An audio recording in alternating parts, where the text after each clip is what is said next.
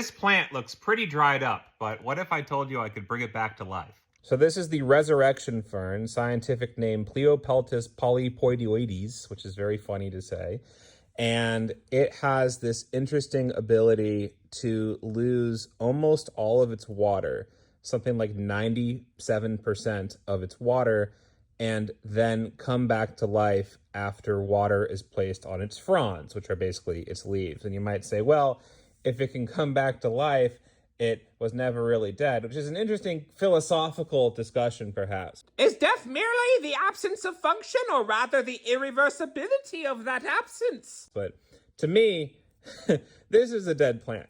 So let's see if we can bring it back to life. We're doing this two ways. So we have this one, which is just wet, and I have sealed it in this container with a bit of water to make sure that it stays very humid.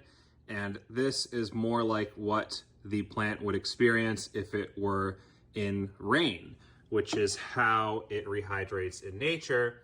This one is just in water. This is filled to the brim, and I'm seeing if that also works. So I'm gonna leave these here, and we will come back later and see if, true to their name, these ferns have resurrected. It's only been half an hour, and the one that is fully submerged already looks completely different.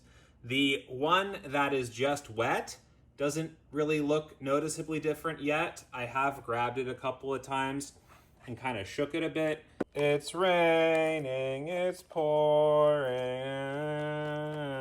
It does occur to me that were this actually in rain, it would have water constantly falling on it as opposed to just being wet. But this one already gave me the results I want, so I'm very impressed and excited. I wasn't sure if this was gonna work or not, because when I got these, they were already dry, and I didn't know for how long they had been dry.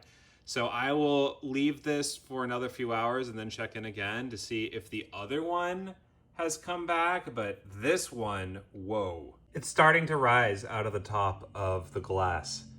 It is risen.